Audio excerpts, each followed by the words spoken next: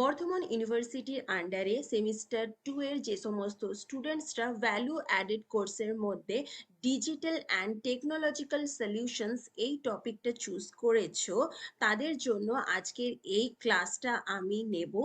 এবং প্রথমেই বলে দিই যে ডিজিটাল অ্যান্ড টেকনোলজিক্যাল সলিউশনসের যে সিলেবাসটা রয়েছে সেটা তোমরা এখন স্ক্রিনে দেখতে পাচ্ছ। এই যে এর মধ্যে চারটে টোটাল ইউনিট রয়েছে। ইউনিট 1 এমএস ওয়ার্ড, তার আগে কিছু কম্পিউটারের বেসিক্স রয়েছে। ইউনিট 2 এর মধ্যে MS Excel, unit 3 MS PowerPoint এবং ইউনিট 4 ইন্টারনেট অ্যান্ড ইমেল। তো যে ইউনিট 3 পোর্শনসটা রয়েছে এমএস পাওয়ার পয়েন্ট, এই পোর্শনসের বেশ কিছু তার মধ্যে সাব ইউনিট রয়েছে। তো শেষের দিকে যদি তোমরা এমএস পাওয়ার পয়েন্ট বা পিপিটিটা দেখো, এই যে চারটে যে ইউনিট রয়েছে যেটা তোমরা এখন স্ক্রিনে দেখতে পাচ্ছ, এই চারটে ইউনিট আমি তোমাদের ক্লাস নেব। যেমন হচ্ছে using smart art and tables, animations and slide transitions, slide show options and proofing and printing. এই চারটি ইউনিট আমি চারটে ক্লাসে তোমাদের কভার করব এবং এই টপিক রিলেটেড যে সমস্ত এমসিকিউ কোশ্চেন্স পরীক্ষার জন্য তোমাদের সাজেশনস হিসেবেও দিয়ে দেব। তো আজকে আমি যে টপিকটা তোমাদের ক্লাসে নেব সেটা হচ্ছে using smart art and tables. তো প্রথমেই আমি একটা পাওয়ার পয়েন্ট ওপেন করে নিচ্ছি। সিলেবাসের মধ্যে যদি দেখো যে ইউজিং স্মার্ট আর্ট এবং টেবিলস, এই যে সাব ইউনিটের মধ্যে কি কি পোর্শনস গুলো রয়েছে, working with tables, table formatting, table style, alignment option, merge and split options, converting text to smart art. Gist করে বলতে গেলে যে আমরা যখন একটা পিপিটি বানাই তখন টেবিল রিলেটেড যে সমস্ত আমাদের ইউজেস গুলো দেখা যায় বা আমরা ব্যবহার করে থাকি, সেগুলোই আজকের ক্লাসে তোমাদেরকে আমি সিলেবাসের মধ্যে দিয়ে রয়েছে যেটা সেটা দেখাবো। প্রথমেই আমরা দেখো এখানে অনেকগুলো অপশনস রয়েছে, যার মধ্যে না, ফার্স্ট অফ অল আমি একটা পাওয়ার পয়েন্ট ওপেন করে নিয়েছি। পাওয়ার পয়েন্ট ওপেন করার সাথে সাথে দেখো এরকম একটা উইন্ডো তোমাদের কম্পিউটার বা তোমরা ডেস্কটপে যদি খুলে থাকো তাহলে শো করবে। ওপরে অনেকগুলো অপশনস পেয়ে যাবে, ফাইল, হোম, ইনসার্ট, ড্র। তো হোমের আন্ডারে যদি তোমরা ক্লিক করো তাহলে দেখবে নিউ স্লাইড এই অপশনসটা পেয়ে যাবে। তো নিউ স্লাইডে গিয়ে সব থেকে প্রথমে একটা ক্লিক করে নাও। তো এই যে বক্সগুলো রয়েছে ফার্স্ট অফ অল আমি ডিলিট করে দিচ্ছি, যেহেতু একটা টেবিল কিভাবে ইনসার্ট করতে হয় সেটা তোমাদেরকে দেখাবো।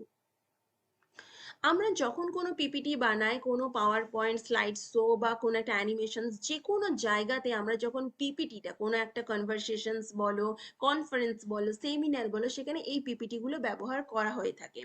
আর যে কোনো জিনিস তোমাদেরকে বোঝানোর জন্য আমাদের এই পিপিটিটা কিন্তু ভীষণ ইউজফুল। এবং অনলাইন যখন তোমাদের ক্লাসও হয়েছে, অফলাইন অনেক সময় স্যাররা বা ম্যাডামরা এই ধরনের পিপিটির মাধ্যমে ক্লাসগুলো নিয়ে রাখে। তো আমার মনে হলো তোমাদেরকে কম্পিউটার বা ডিজিটাল বা টেকনোলজির যে পোর্শনসটা রয়েছে, এই পোর্শনসটা যদি আমি তোমাদেরকে এইভাবে দেখাই তাহলে তোমাদের বুঝতে আরো অনেক বেশি সুবিধে হবে। তো এখানে দেখো আমি একটা পিপিটি ওপেন করে নিয়েছি, যেখানে নিউ স্লাইড এই অপশনসটা আমি ক্লিক করে একটা স্লাইডও নিয়ে নিয়েছি, ব্ল্যাঙ্ক স্লাইড। তো আমরা এখানে দেখব যে কিভাবে আমাদের টেবিল ইনসার্ট করতে হয় এবং টেবিল ফরম্যাটিং বাকি ইউজেস গুলো কিভাবে হয়ে থাকে। হোমের ঠিক রাইট সাইডে ইনসার্ট বলে একটা অপশনস রয়েছে, তার আন্ডারে দেখো এখানে একটা টেবিল বলে অপশনস তোমরা পেয়ে যাবে। যদি এটা ক্লিক করো তার আন্ডারে দেখো এখানে টোটাল 10টা কলাম আর তার মধ্যে 8টা রো রয়েছে। এরপর প্রথমে তোমরা দেখে নাও যে তোমরা যে জন্য টেবিলটা ব্যবহার করছো সেটার মধ্যে কটা রো কটা কলাম তোমাদের দরকার। সাপোজ তোমাদের 10টা কলাম আর 8টা রো দরকার, তাহলে পুরোটাই তোমরা চুজ করে নিবে। ওকে, এরপর সাপোজ ধরো যে এর থেকেও তোমার বেশি, মানে 10টার থেকেও তোমার বেশি টেবিল দরকার।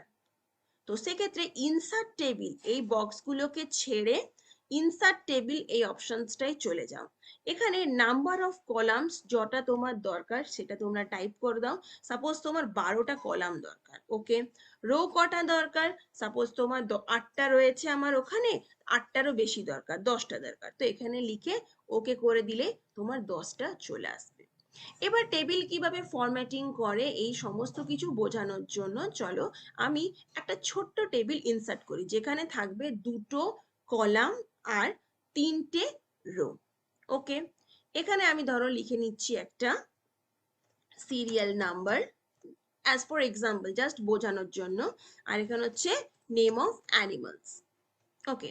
এখানে সিরিয়াল নাম্বারে আমি দিলাম 1, নিচে হচ্ছে 2, আর এখানে অ্যানিমালসে আমি লিখলাম হচ্ছে একটা অ্যানিমালসের নাম ডগ, নিচে লিখলাম কাউ। এরপর যখনই দেখবে টেবিলটা সিলেক্ট করা হচ্ছে তখনই টেবিল ডিজাইন বলে একটা অপশনস অটোমেটিক ইনক্লুড হয়ে যাচ্ছে। দেখবে টেবিলটা আমি এখানে আনসিলেক্ট করলাম তো এখানে অপশনসটা আর নেই, আর যখনই টেবিলটা তোমরা সিলেক্ট করবে তখনই টেবিল ডিজাইন এই অপশনসটা চুজ হয়ে যাবে, মানে ওপেন হয়ে যাবে। তো এখান থেকে তোমাদের যে কোনো ডিজাইনের বা যে ডিজাইনের টেবিলটা পছন্দ সেটা তোমরা অলরেডি এখান থেকে চুজ করে নিতে পারো। আমার এখান থেকে এই টেবিলের যে ডিজাইনটা সেটা পছন্দ হলো, আমি চুজ করে নিলাম, ওকে। ঠিক আছে। এরপর এই টেবিলের আমার এই যে সিরিয়াল নাম্বার বা অ্যানিমালস এর যে ফন্টটা রয়েছে সেটা আমার পছন্দ নয়, ওকে। আমি অল সিলেক্ট করলাম, পুরো লেটার গুলোকে, ডগ কাগুলোকে সব সিলেক্ট করলাম, দেন রাইট ক্লিক করলাম। রাইট ক্লিক করে এখানে ধরো ফন্ট স্টাইল রয়েছে, ফন্টস কিরকম ধরনের ফন্ট স্টাইল দরকার, দেখো আমি যেটা সিলেক্ট করছি সেরকম মতো চেঞ্জ হয়ে যাচ্ছে। যদি দেখো এই যে আচ্ছা আমার এরিয়াল ব্ল্যাকটা পছন্দ, এখানে আমি এরিয়াল ব্ল্যাকটা নিলাম। এরপর আমার হোয়াইট কালারটা পছন্দ নেই, এখান থেকে আমি ধরো ইয়েলোটা চুজ করলাম, ঠিক আছে। এখান থেকে তোমরা আরো কিছু যদি হাইলাইট করতে চাও তো এটা নিতে পারো, বা কালার করতে চাও লেখাগুলোকে তো সেটা হচ্ছে সেভ ফিল এই অপশনস গুলোকে। সাপোজ ধরো এটা ব্ল্যাক আছে, এবার এইটা তোমার গ্রিন থেকে একটা অন্য কিছু পছন্দ, এখানে একটা সিলেক্ট করলে, এখানে ফিল সেভ করলে, এবার এটা তোমার যেটা পছন্দ সেটা তোমার গ্রিন একটু লাইট পছন্দ, ডিপ পছন্দ, সেটা তোমরা নিয়ে নিতে পারো, ওকে।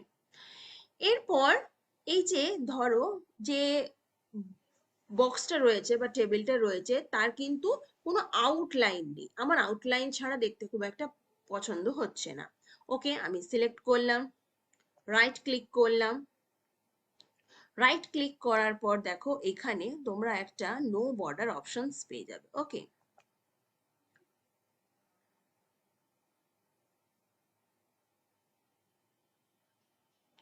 আচ্ছা এখানে আমি অপশনসটা এখন এই মুহূর্তে খুঁজে পাচ্ছি না, তো আমি একটু পরে তোমাদেরকে দেখাচ্ছি।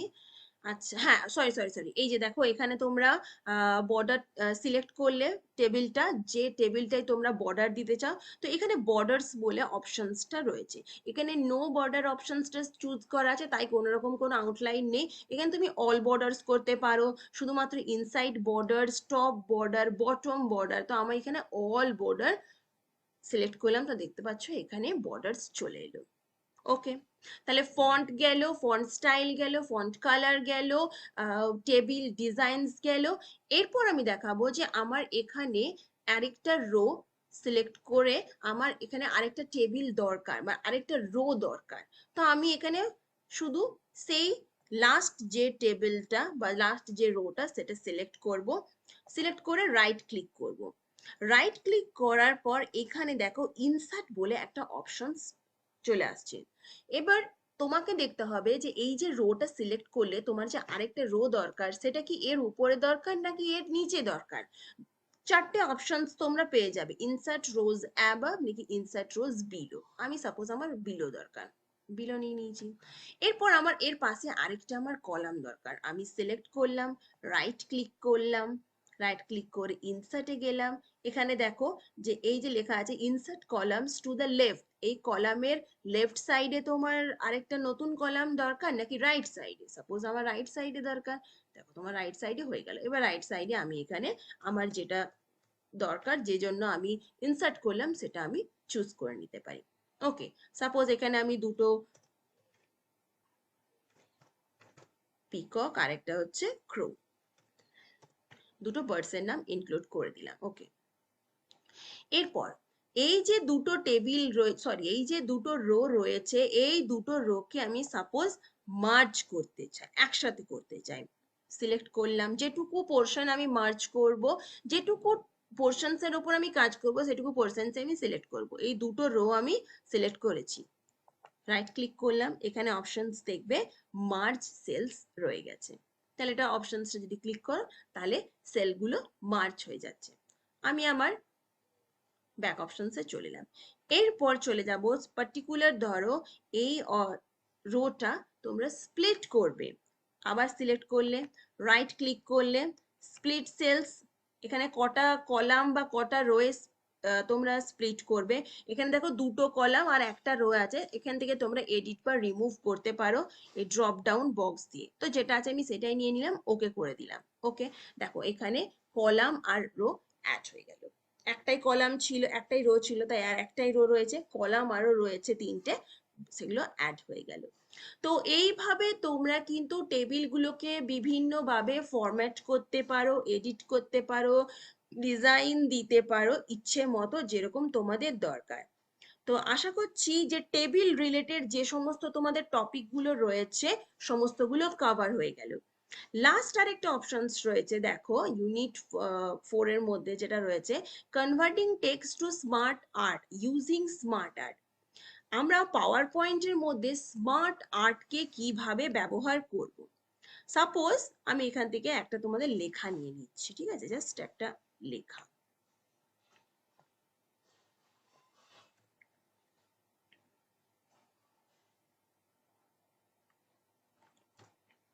ওকে, একটা টেক্সট রয়েছে এখানে, এখানে দেখো তোমাদের সিলেবাসে রয়েছে converting text to smart art.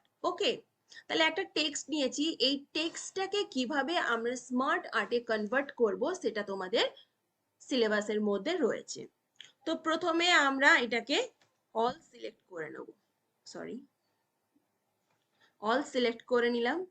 এরপর আমরা চলে যাব হোমের মধ্যে, যদি অপশনসটা দেখো তাহলে এখানে দেখবে convert to smart art, already এই অপশনসটা তোমাদের চলে আসবে হোমের মধ্যে।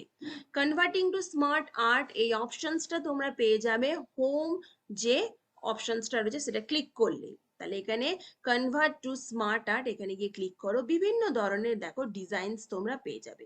কোন ডিজাইনসটা তোমাদের পছন্দ সেটা তোমরা চুজ করে নিতে পারো। দেখো, গোল পছন্দ নাকি এরকম পছন্দ নাকি লম্বা পছন্দ, সাপোজ আমার এটা পছন্দ। এরপর আমি স্মার্ট আর্টে এটাকে, মানে টেক্সটটাকে আমি স্মার্ট আর্টে কনভার্ট করলাম। এখান থেকে যদি তোমার কোনো ফ্রিকোয়েন্সি রিলেটেড কোনো ছবির দরকার হয়, তো স্টক ইমেজ কোনো ফাইলে যদি অলরেডি ডাউনলোড করা আছে সেখান থেকে চুজ করতে পারো, অনলাইনে কোনো পিকচার ডাউনলোড করে সেখান থেকে বসাতে পারো, আইকনস নিতে পারো। ওকে, এটা গেল তোমাদের converting text into smart art. এছাড়া ইনসার্টে গিয়ে তোমরা যদি দেখো তাহলে স্মার্ট আর্ট বলে একটা অপশনস পেয়ে যাবে। এখানে ডাইরেক্ট তোমরা কিভাবে, এখানে অনেক অপশনস রয়েছে, যে কোনো একটা সাপোজ তোমরা চুজ করলে। ওকে, আমি এইটাই চুজ করলাম, আমার এটা পছন্দ হলো, এটা আমি চুজ করলাম, এখানে অ্যাড হয়ে গেল। এখান থেকে দেখো বিভিন্ন তোমরা টেক্সট লিখতে পারো, ধরো এডুকেশন লিখলে, এখানে ধরো লিখলে এনভায়রনমেন্ট, এইভাবে তোমরা আরো অ্যাড করতে পারো। আচ্ছা, আরো একটা জিনিস স্মার্ট আর্টের মধ্যে যেখানে তোমরা পেয়ে যাবে, কিছু ছবিও অ্যাড করতে পারবে। এই যে আমি দেখিয়ে দিচ্ছি একটা ছবি রিলেটেড, দেখো এটাতে তোমরা ছবিও অ্যাড করতে পারবে। সাপোজ আগেরটা যদি ডিলিট করে দিই তাহলে বুঝতে পারবে।